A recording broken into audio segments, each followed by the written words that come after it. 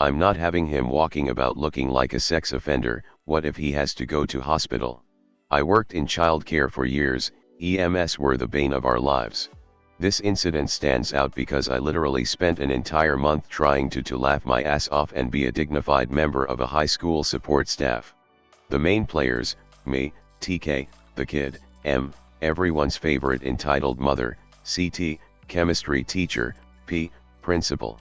So, at this particular posting I was working as classroom support for a 14-year-old boy who I am going to refer to as TK.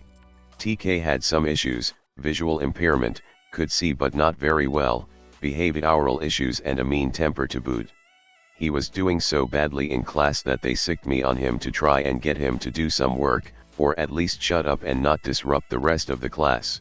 He frequently turned up drugged out of his nut, he assaulted female classmates, stole, set things on fire and generally made it pretty clear to see that he would be residing at Her Majesty's pleasure as soon as he was free of the system. I was the last resort. It started off with me just helping him, sitting beside him in classes desperately trying to keep him on track, but having no power to inflict consequences on him if he didn't. You can see how that wouldn't work, but I tried. I was sufficiently a pain in his ass enough that he told his mommy dearest, who stormed the school in a barrage of foul language and weed fumes and told them to keep me away from him. After some negotiation I was made a general assistant who would be in the class, but would not sit beside him and would help the other kids if they needed help too. So yeah, that didn't work. One incident sticks out in my mind though that I'm going to share. I hope you find it as funny as I did. So, period 1 on a Monday morning, science. On that day we were experimenting with mild acids and alkalis, seeing what they would do and witnessing some pretty neat chemical reactions.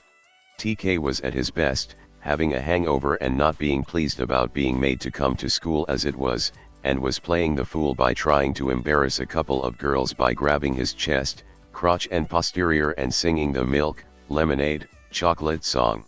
The girls were not impressed. Then the acid arrived. Oh, was he interested at that point?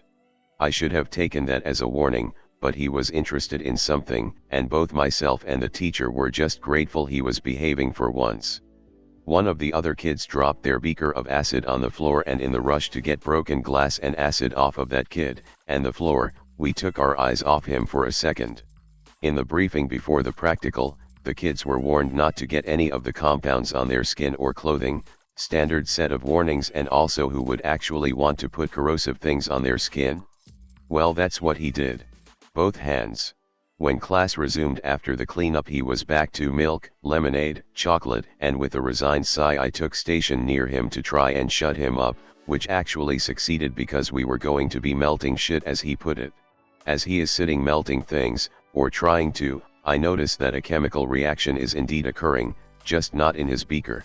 He hadn't washed his hands before touching himself.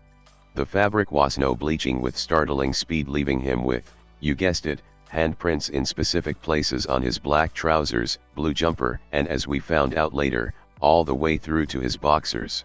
First period, so he had to walk about like that all day. Next day, M arrives with TK still wearing the bleached clothes from yesterday, brandishing a pair of worn, stained boxer shorts and demanding to speak to the principal. Myself and the CT are summoned to explain why TK came home the way he did in his only uniform and when she could expect to be compensated for our fuck up.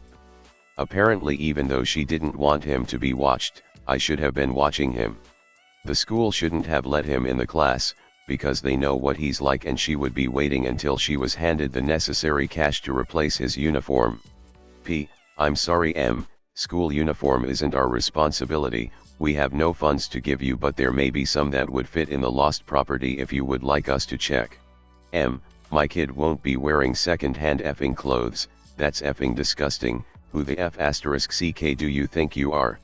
P. Babook, that is your choice, but the fact still remains that we do not have funds to replace school uniform, especially since we are really not at fault here. CT and I are trying really hard to disappear into the wallpaper here. She got angry to the point that dolphins would have problems hearing her. She finally finds a new target for her rage when she realizes the P isn't budging. M. She's his effing support worker. She was supposed to be watching him. She should effing pay for it. Insert comical who me, look as it finally dawns on me where she landed. Me, he was warned, just the same as the rest of the class, at his age he really should take responsibility for his own actions. Oh, I shoulda kept my mouth shut, now I know where he got his temper. After another 20 minutes of screaming and ranting, she left, but her parting shot still keeps me laughing.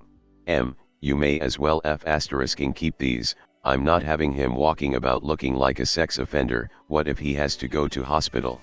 She then threw TK's unwashed boxer shorts at the P, leaving us in the room blinking at the sight of the P sitting behind his desk, artfully draped with a pair of pink-stained, teenage boy-worn, boxer shorts.